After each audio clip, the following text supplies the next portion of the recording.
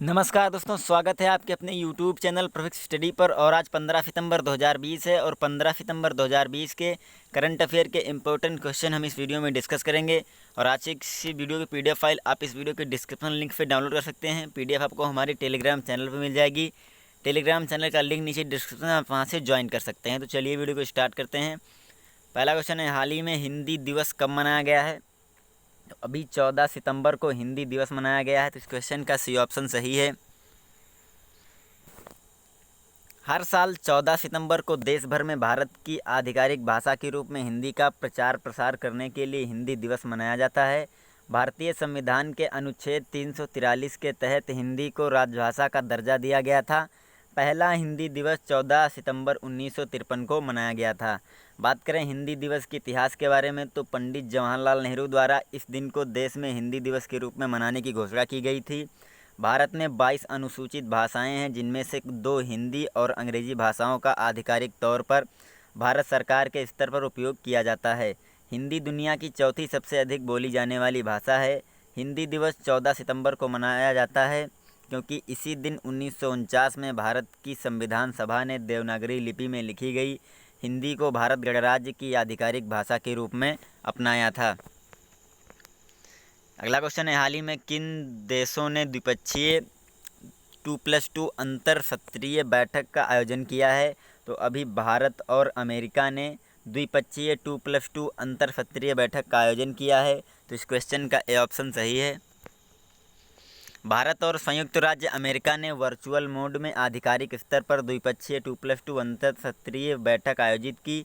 बैठक के दौरान दोनों पक्षों ने रक्षा, सुरक्षा और विदेश नीति क्षेत्रों में द्विपक्षीय संबंधों में प्रगति और विकास की समीक्षा की। उन्होंने पारस्परिक हित के आधार पर इन क्षेत्रों में चल रहे सहयोग को बढ़ाने के अवसरों की खोज की। उन्होंने क्षेत्रीय विकास के बारे में विचारों का आदान प्रदान किया और एक स्वतंत्र, खुले, समावेशी, शांतिपूर्ण और समृद्ध भारत प्रशांत के लिए अपनी खोज को आगे बढ़ाने पर सहमति व्यक्त की।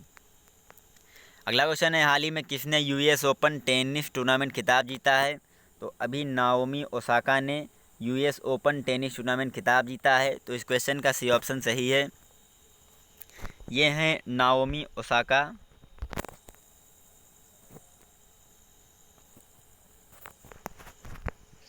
जापान की नाओमी ओसाका ने 2020 US ओपन टेनिस टूर्नामेंट में बेलारूस की विक्टोरिया अजारेंका को हराकर वीमेन सिंगल का खिताब जीत लिया है। वर्ल्ड की 4 नंबर की ओसाका का यह तीसरा ग्रैंड स्लैम खिताब है।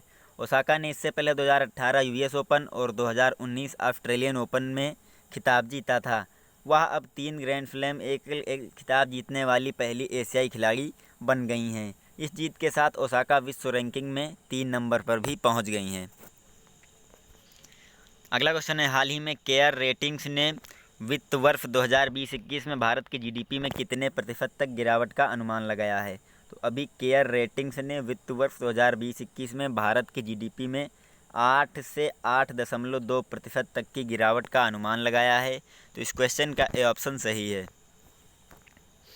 यह अनुमान इसके पहले के जारी किए गए 6.4% की गिरावट से अधिक है और सकल घरेलू उत्पाद की वृद्धि में लगभग 8% की गिरावट और सकल स्थिर पूंजी निर्माण में गिरावट के साथ जुड़ी है। बात करें केयर रेटिंग्स की, तो केयर रेटिंग्स की स्थापना हुई थी 1993 ईस्वी में। केयर रेटिंग्स का मुख्यालय है मुंबई, महाराष्ट्र में। और केयर रेटिंग्स के प्रबंध निदेशक और मुख्य कार्यकारी अधिकारी हैं अजय महाजन।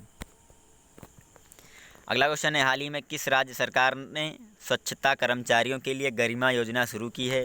तो अभी उड़ीसा गवर्नमेंट ने स्वच्छता कर्मचारियों के लिए गरिमा योजना शुरू की है। तो इस क्वेश्चन का डी ऑप्शन सही है।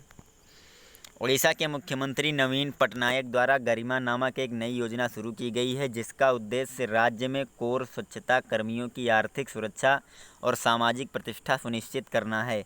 उड़ीसा के आवास और शहरी विकास विभाग ने इस योजना के कार्यान्वयन के लिए तकनीकी सहायता प्रदान करने के लिए नॉट फॉर प्रॉफिट संगठन अर्बन मैनेजमेंट सेंटर के साथ एक समझौता किया है। बात करें उड़ीसा की, तो उड़ीसा की राजधानी है भुवनेश्वर और उड़ीसा के मुख्यमंत्री हैं नवीन पटनायक और उड़ीसा के राज्यपाल हैं गणेशी लाल। अगला क्वेश्चन है, हाल ही में रघुवंश प्रसाद सिंह का निधन हुआ है, वह कौन थे? तो ये अभी एक दिग्गज नेता थे। रघुवंश प्रसाद, इनका निधन हो गया है। तो इस क्वेश्चन का सी ऑप्शन सही है। ये थे रघुवंश प्रसाद सिंह। पूर्व केंद्रीय मंत्री और राष्ट्रीय जनता दल के दिग्गज नेता रघुवंश प्रसाद सिंह का निधन हो गया है और वह 15वीं लोकसभा के सदस्य थे और बिहार के वैशाली निर्वाचन क्षेत्र का प्रतिनिधित्व करते थे। सिंह ने प्रधानमंत्री मनमोहन सिंह के मंत्रिमंडल में केंद्रीय ग्रामीण विकास मंत्री के रूप में भी कार्य किया था। उन्हें नरेगा यानी राष्ट्रीय ग्रामीण रोजगार गारंटी अधिनियम की अवधारणा और कार्यान्वयन में अहम भूमिका निभाने के लिए माना जाता है। अगला क्वेश्चन है, हाल ही में किसने F1 टस्कन ग्रैंड प्रिक्स 2020 में जीत दर्ज की है? तो अभी लुइस हैमिल्टन ने F1 टस्कन ग्रैंड प्रिक्स 2020 में जीत दर्ज की है। तो इस क्वेश्चन का ए ऑप्शन सही है। ये हैं लुइस हैमिल्टन।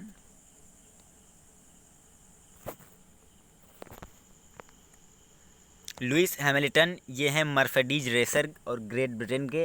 इन्होंने इटली के मुगेलो सर्किट में आयोजित फार्मूला 1 टस्कन ग्रैंड प्रिक्स 2020 जीत ली है। यह इस सीज़न की उनकी 6वीं जीत थी और उनके करियर की 90वीं FA जीत है, मतलब कि फार्मूला 1 जीत है। इस रेस में वाल्टेरी बोटास जो है मर्सिडीज के हैं, फिनलैंड से दूसरे स्थान पर रहे, जबकि अलेक्जेंडर एल्बोन ये हैं रेडबुल के थाईलैंड से, ये तीसरे स्थान पर रहे।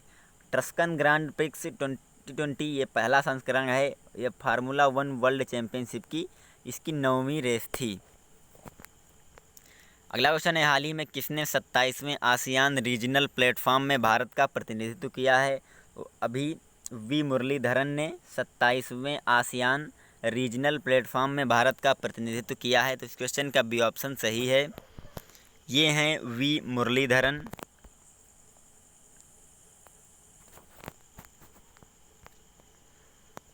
विदेश राज्य मंत्री वी मुरलीधरन ने भारत की ओर से 27वें आसियान रीजनल प्लेटफॉर्म में हिस्सा लिया। मंत्री ने 27वें आसियान रीजनल प्लेटफॉर्म के दौरान समुद्री सुरक्षा, आतंकवाद से निपटने सहित कोविड-19 महामारी पर भारत के प्रयासों को साझा किया।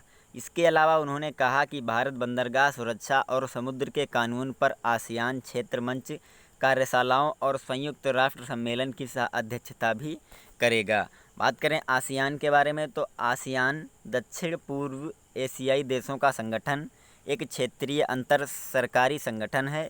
यह संगठन अंतर सरकारी सहयोग को बढ़ावा देता है और अपने सदस्यों और अन्य एशियाई राज्यों के बीच आर्थिक, राजनीतिक, सुरक्षा, सैन्य, शैक्षिक और सामाजिक सांस्कृतिक एकीकरण को प्रोत्साहित करता है।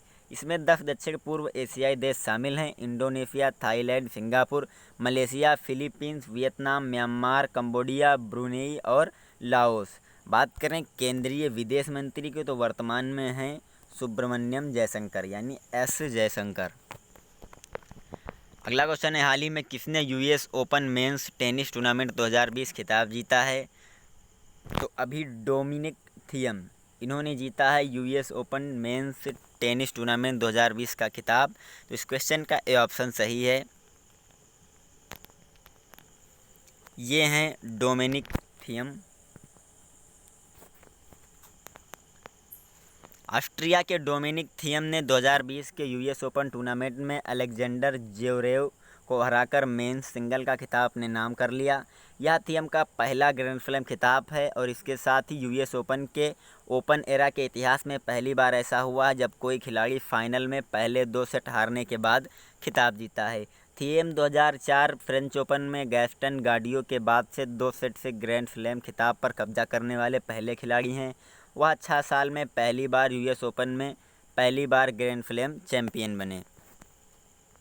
लास्ट क्वेश्चन है, हाल ही में ASCI के नए अध्यक्ष कौन बने हैं? तो अभी सुभाष कामत बने हैं ASCI के नए अध्यक्ष। तो इस क्वेश्चन का सी ऑप्शन सही है। ये हैं सुभाष कामत। सुभाष कामत को भारतीय विज्ञान मानक परिषद यानी स्टैंडर्ड काउंसिल ऑफ इंडिया के बोर्ड ऑफ गवर्नेंस का चेयरमैन चुना गया है और ASCI के उपाध्यक्ष के पद पर काम कर रहे कामत सोनी पिक्चर्स नेटवर्क के अध्यक्ष रोहित गुप्ता का स्थान लेंगे।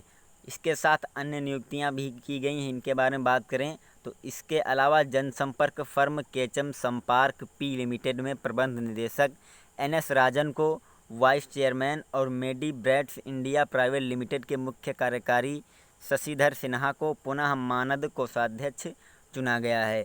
बात करें भारतीय विज्ञान मानक परिषद की, तो इसकी स्थापना हुई थी 1985 में और भारतीय विज्ञान मानक परिषद का मुख्यालय स्थित है मुंबई में। तो ये वीडियो यहीं पे ख़त्म होते हैं। उम्मीद करते हैं आपको वीडियो पसंद आई होगी। अगर वीडियो पसंद आई हो तो लाइक और शेयर करें। चैनल पर नए हो तो सब्सक्राइब कर लीजिए। Thanks for watching.